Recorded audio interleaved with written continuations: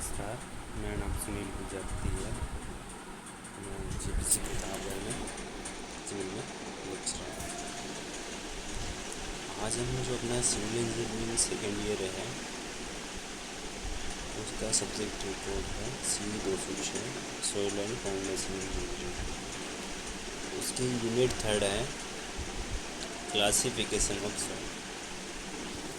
उसका टॉपिक है जो पढ़ने जा रहे हैं कंसिस्टेंसी ऑफ सॉइल, जिसमें liquid limit, plastic limit, shrinkage limit ये होते हैं।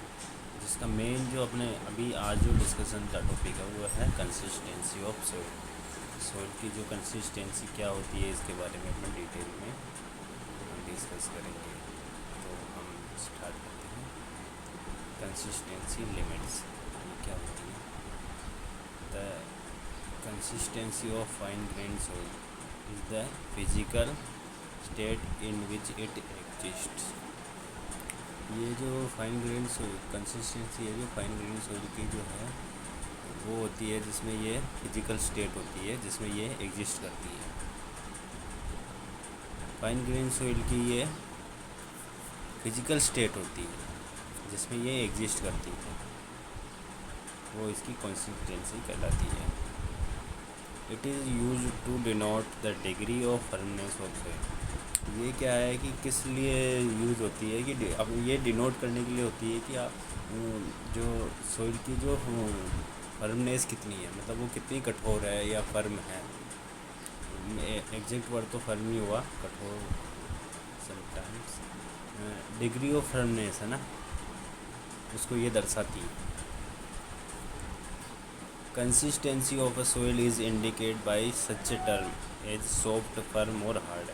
अब कंसिस्टेंसी है सोइल की, उसको अपन जो है 3 टर्म से अपन जो है उसको इंडिकेट करते हैं। पहले सॉफ्ट है, मतलब कंसिस्टेंसी बताए सोइल सॉफ्ट है तो वो क्या कंसिस्टेंसी दिखाएगी उसकी, और फर्म है तो क्या बताएगी, और हार्ड है तो क्या इंडिकेट करेगी। तो ये 3 जो इंडिकेशन हैं जो अपनी सोइल के, वो इसकी कंसिस्टेंसी बताते हैं, है ना।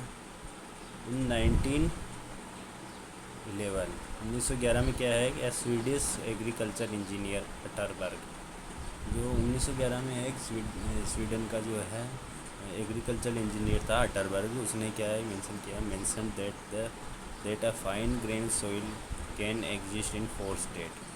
अब ये कह रहा है कि जो है अटरबर्ग ने बताया कि फाइन ग्रेन सोइल है जो 4 स्टेट में जो है 4 अवस्था में जो है मिलती है। वो क्या नाम क्या, नेमली लिक्विड, प्लास्टिक, सेमी सॉलिड और सॉलिड।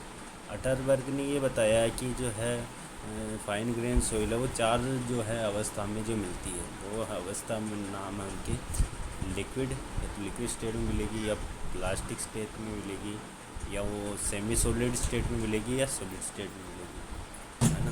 तो वही 4, तो उसने ये 4 स्टेट बताई थी। और क्या कहता है, the water content at which the soil change from one state to other. जिस वाटर कंटेंट पे सोइल है ना एक स्टेज से दूसरी स्टेज में अगर वो ना चेंज होती है तो उसको इसने जो है कंसिस्टेंसी लिमिट कहा, या क्योंकि इसने अटरबर्ग ने ये मेंशन किया, इन्वेंट की थी, तो इसको अटरबर्ग लिमिट भी कहते हैं। देखो ये डेफिनेशन क्या कहती है, water content at which soil change from one state to another state, है ना। जिस वाटर कंटेंट पे, जिसमें वाटर कंटेंट में सोइल एक स्टेज से दूसरी स्टेट में अगर चेंज होती है तो उसकी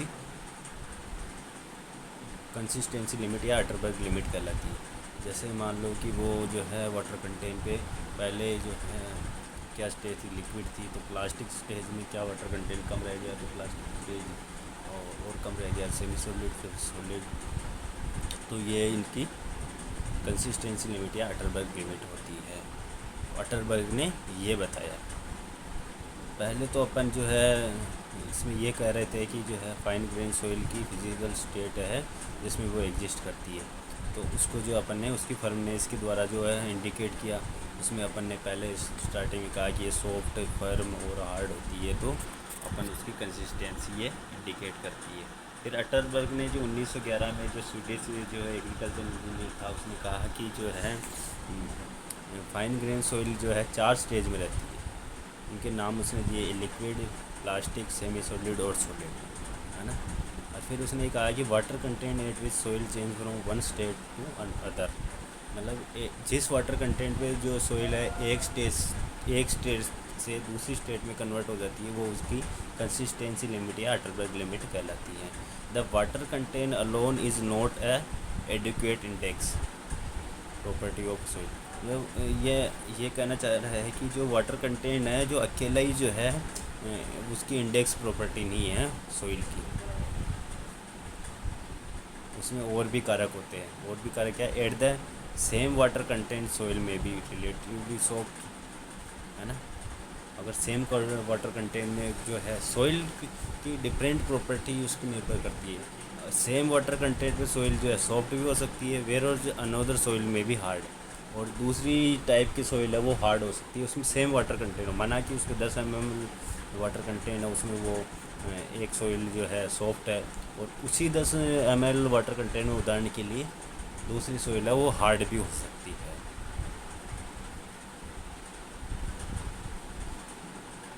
However, the soil with same consistency limit behave somewhat in similar manner, है ना। अब ये कहना चाह रहा है सोइल है वो सेम कंसिस्टेंसी, ऐसी सोइल जो सेम कंसिस्टेंसी रखती है वो जो है सेम बिहेवियर करेगी सिमिलर मैनर में। अगर उसकी सेम कंसिस्टेंसी है तो वो सोइल जो है सेम बिहेवियर करेगी। ये कंसिस्टेंसी ये इंडिकेट करती है mainly. Thus, consistency limit are very important in this property of fine grained soil।